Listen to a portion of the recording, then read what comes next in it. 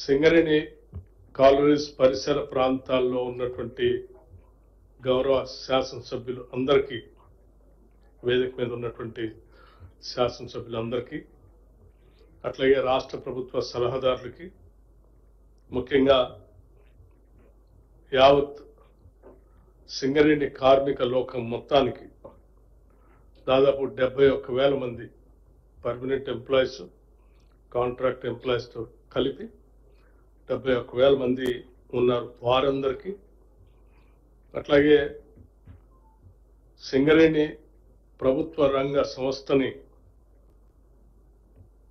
జాగ్రత్తగా నడుపుతూ కార్మికుల సంక్షేమం కోసం నిత్యం పనిచేస్తున్నటువంటి సింగరేణి యాజమాన్యానికి, అట్లాగే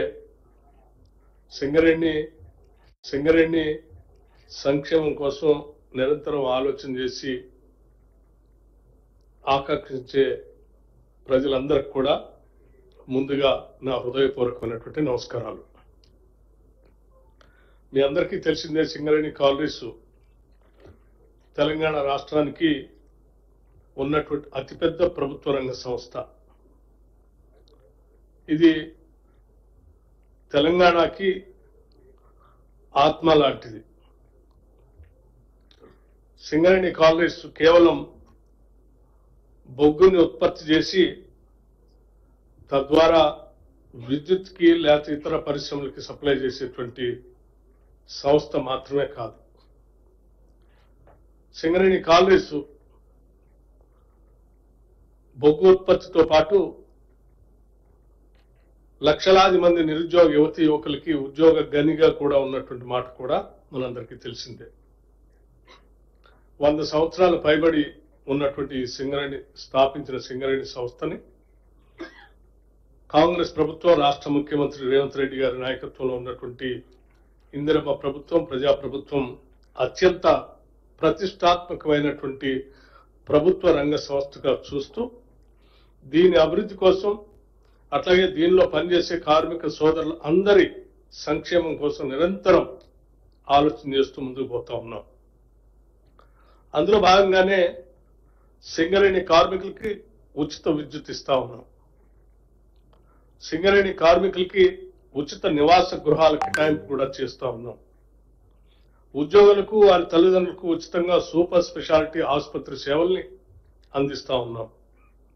సింగరేణి పాఠశాలలు, విద్యా సంస్థలో ఉద్యోగులకు, పిల్లలకు ఉచిత విద్య అందించే కార్యక్రమాన్ని కూడా పెద్ద ఎత్తున తీసుకొని పోతా ఉన్నాం. ఎంసెట్, నీట్ తదితర పోటీ పరీక్షల్లో సత్తా చాటే ఉద్యోగులకి, వారి పిల్లలకి మెరిట్ స్కాలర్షిప్ కూడా పెద్ద ఎత్తున అందిస్తా ఉన్నాం. ఐఐటి, ఐఐఎంలో చదివే ఉద్యోగుల పిల్లలకు ట్యూషన్ ఫీజు రియంబర్స్మెంట్ కూడా ఏర్పాటు చేస్తా ఉన్నాం. క్వార్టర్లో ఉండే ఉద్యోగులకు ఉచిత కరెంట్, ఉచితంగా ఏసీ కనెక్షన్ల ఏర్పాటు కూడా చేస్తా ఉన్నాం. కోల్ ఇండియాలో లేని 10 రకాల అలవెన్స్లు ఉద్యోగులకి సింగరేణి కాలనీస్ ద్వారా చెల్లింపు చేస్తా ఉన్నాం.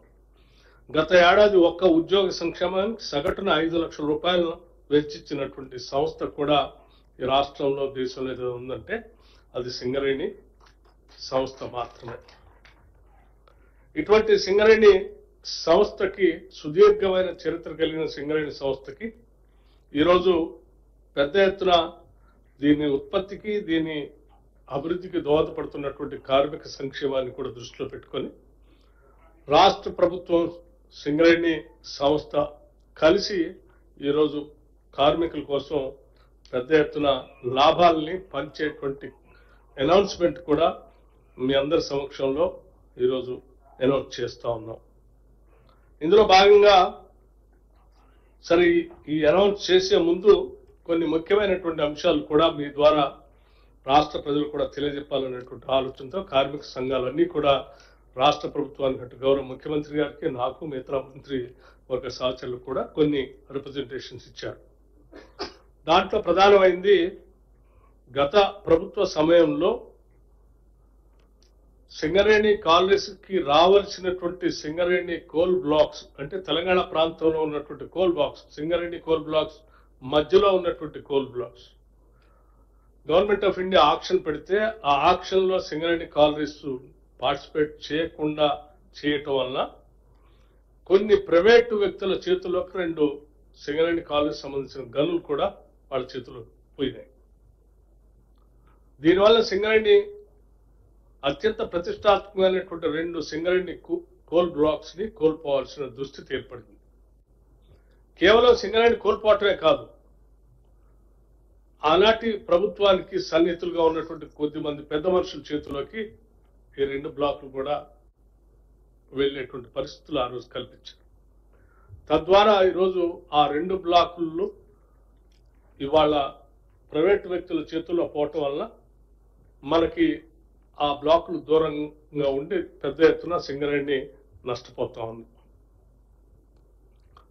సో కార్మిక సంఘాలు ఈరోజు వచ్చి పెద్ద ఎత్తున రిప్రజెంటేషన్స్ ఆ 2 బ్లాకులు కూడా ఎట్టి పరిస్థితుల్లో సింగరేణి లోకి వచ్చేటట్టుగా ప్రయత్నం చేసి ప్రభుత్వం వాటి తీసుకొచ్చేటువంటి కార్యక్రమాలు చేపట్టవలసిందిగా వారి రిప్రజెంటేషన్స్ కూడా ఇవ్వటం జరిగింది. యాజమాన్యం కూడా ఈరోజు అందులో కోల్ పెద్ద ఎత్తున అందుబాటులోకి వచ్చే అవకాశం ఉంది కాబట్టి ఆ 2 బ్లాకులు ఎట్టి పరిస్థితుల్లో పోనీయకుండా మనం తెచ్చుకోవాలని యాజమాన్యం కూడా ఆలోచన చేస్తా ఉంది. యాజమాన్య ఆలోచన, బోర్డు ఆలోచనల్ని ఇటు సింగరేణి కార్మికులు అడిగినటువంటి దాన్ని రెండింటిని కూడా దృష్టిలో పెట్టుకొని ప్రభుత్వం కూడా సీరియస్ గా ఇది రాష్ట్ర ప్రజలకి సింగరేణి సంస్థకు ఉపయోగపడే కార్యక్రమం కాబట్టి ఆ 2 బ్లాకులు కూడా ఉన్నటువంటి సింగరేణి కాలనీస్ లోకి భాగస్వామ్యం కావటానికి ఉన్న మార్గాలన్నింటినీ ఎతికి ఆ మార్గాలని అన్వేషించి ఎట్టి పరిస్థితుల్లో ఆ బ్లాకులు తెచ్చుకునే కార్యక్రమాలు చేపట్టాలని చెప్పి ప్రభుత్వం ఆలోచన చేస్తా ఉంది. తప్పనిసరిగా దీనికి సంబంధించి కేంద్ర ప్రభుత్వానికి కూడా మేము ఇప్పటికే గతంలో రిప్రజెంట్ చేశాం, భవిష్యత్తులో కూడా రిప్రజెంట్ చేసి వాటి తెచ్చేటువంటి కార్యక్రమానికి మార్గాన్ని సుగమం చేయటం కోసం ఆ ప్రయత్నం అంతా చేస్తామని సింగరేణి కార్మిక సోదరులందరికీ ఈ సందర్భంగా మనం చేస్తా ఉన్నాం. అట్లాగే సింగరేణి కేవలం కోల్ బ్లాక్స్ మైనింగ్ ఒకటే కాకుండా సింగరేణి సంస్థకు ఉన్నటువంటి మైనింగ్ ఎక్స్పర్టైజ్ ని వాడుకొని ఈరోజు దేశంలో కానీ ప్రపంచంలో కానీ క్రిటికల్ మినరల్స్ కి పెద్ద ఎత్తున డిమాండ్ ఉంది కాబట్టి ఆ క్రిటికల్ మినరల్స్ కోసం భారతదేశం కూడా ఒక ప్రయారిటీ అంగంగా తీసుకొని ముందుకు పోతా ఉంది కాబట్టి అత్యంత ఎక్స్పర్టైజ్ మైనింగ్ యాక్టివిటీస్ లో ఉన్నటువంటి సింగరేణి కాలనీస్ ఈ క్రిటికల్ మినరల్స్ మైనింగ్ లో కూడా విస్తరింపచేసే విధంగా ముందుకు పోవాలని, అట్లాగే కేవలం కోల్ బ్లాక్సే కాకుండా ఇతరత్ర ఆయా రాష్ట్రాలు ఎక్కడెక్కడైతే టెండర్స్ పిలుస్తున్నాయో ఆ టెండర్స్ లో కూడా పాల్గొని కోల్తో పాటు మిగతా మినరల్స్ యాక్టివిటీస్ లో కూడా పాల్గొని ఈ సింగరేణి కాలనీస్ ని పెద్ద ఎత్తున విస్తరింప చేయాలనేటువంటి ఆలోచన కార్మిక లోకం బోర్డు కూడా అడుగుతా ఉంది కాబట్టి రాష్ట్ర ప్రభుత్వం కూడా దీనికి సంబంధించి ఒక విధానోపరమైన నిర్ణయం తీసుకొని బోర్డుకు కూడా తగు సూచనలు చేయడం జరిగింది. ఇప్పటికే పక్క రాష్ట్రమైనటువంటి కర్ణాటకలో కేంద్ర ప్రభుత్వం అక్కడ ఉన్నటువంటి కాపర్ గోల్డ్ మైన్స్ సంబంధించి టెండర్స్ పిలిస్తే సింగరేణి సంస్థ అందులో పార్టిసిపేట్ చేయటం వల్ల సింగరేణి సంస్థ 35.7% లో భవిష్యత్తులో ఆ కాపర్ గోల్డ్ మైన్ సంబంధించి మైనింగ్ ఎవరికైతే ఆక్షన్ లో వస్తుందో ఆ ఆక్షన్ లో పొందినటువంటి వాళ్ళు ఆ మైనింగ్ చేసినంత కాలం సింగరేణికి ఆ రేషియో చెల్లించే విధంగా ఆ టెండర్ లో పార్టిసిపేట్ చేయటం, సింగరేణి దాన్ని పొందటం కూడా జరిగిందని చెప్పి మీ అందరికీ నేను మనవి చేస్తా ఉన్నాను. ఇది ఒక మైల్ స్టోన్. అట్లాగే ఈ క్రిటికల్ మినరల్స్ సంబంధించి మనకి ప్రపంచవ్యాప్తంగా ఎక్కడెక్కడైతే క్రిటికల్ మినరల్స్ దొరుకుతున్నాయో వాటన్నిటిని స్టడీ చేసి సింగరేణి కాలనీస్ కి అందించడం కోసం ఇప్పటికే కన్సల్టెంట్స్ కూడా నియమించుకోవడం జరిగింది. దానికి సంబంధించి పిడబ్ల్యూసి, ప్రైస్ వాటర్ కూపర్, అట్లా కేపీఎంజీ సంస్థలకు సంబంధించిన వాళ్ళని కన్సల్టెంట్స్ గా నియమించడం జరిగింది. ఇవన్నీ కూడా రాష్ట్రానికి తలమానికంగా ఉన్నటువంటి సింగరేణి సంస్థని భవిష్యత్తులో రెపరెపలాడేటట్టుగా చేయటం ఒకటే కాకుండా సింగరేణి జెండాని, సింగరేణి అనేది అతిపెద్ద ఒక ఖనిజ సంపద సృష్టించేటువంటి ఒక వ్యవస్థని తెలంగాణ రాష్ట్రానికి తలమానికంగా నిలబెట్టాలనేది రాష్ట్ర ప్రభుత్వం యొక్క ఆలోచన, ఆశ. దాంట్లో భాగంగానే ఈ కార్యక్రమాలన్నీ రాష్ట్ర ప్రభుత్వం కేబినెట్ మొత్తం కూడా ఆలోచన చేసి నిర్ణయం తీసుకుందని చెప్పి మీ అందరికీ తెలియజేస్తూ, ఈ సందర్భంగా కార్మిక సోదరులందరూ కూడా దసరా పండుగ సందర్భంగా ప్రతి సంవత్సరం సింగరేణి కాలనీస్ నుంచి అనౌన్స్ చేసేటువంటి లాభాలకు సంబంధించినటువంటి వాళ్ళ ప్రాఫిట్ గురించి అనౌన్స్మెంట్ కార్యక్రమం మీ అందరి సమక్షంలో చేయటానికి చాలా సంతోషిస్తా ఉన్నాం. ఇప్పటికే ప్రాఫిట్ ఆఫ్టర్ ట్యాక్స్ సింగరేణి కాలనీకి సంబంధించి 6,394 కోట్లుగా, అట్లాగే సింగరేణి వ్యవస్థని విస్తరింపజేయడానికి ఇన్వెస్ట్మెంట్ కోసం 4,034 కోట్లుగా, పోను మిగిలినటువంటి 2,360 కోట్లని ప్రాఫిట్ గా మిగిలినటువంటి ఈ 2,360 కోట్లని సింగరేణి కార్మికులకి పంచే కార్యక్రమాన్ని దాదాపు దాంట్లో భాగంగా 34%ని 2,360 కోట్లకి 34%ని ఈరోజు చాలా సంతోషంగా రాష్ట్ర ప్రభుత్వం సింగరేణి సంస్థ తరఫున ప్రకటన చేస్తా ఉన్నాం. ఇది ఈ 34% ద్వారా వచ్చేటువంటి ఈ నగదుని సింగరేణి కాలనీస్ లో ఉన్నటువంటి 41,000 మంది ఎంప్లాయీస్ కి, అట్లాగే కాంట్రాక్ట్ ఎంప్లాయీస్ గా ఉన్నటువంటి 30,000 మందికి పంచబడటం జరుగుతూ ఉంది. దీనివల్ల సింగరేణి కాలనీస్ లో ఉన్నటువంటి ఎంప్లాయీస్ కి, ఒక్కొక్క ఎంప్లాయీకి 1,95,610 రూపాయలు ఈ సందర్భంగా పండగ సందర్భంగా పంపిణీ చేసే కార్యక్రమాన్ని ప్రకటిస్తా ఉన్నాం.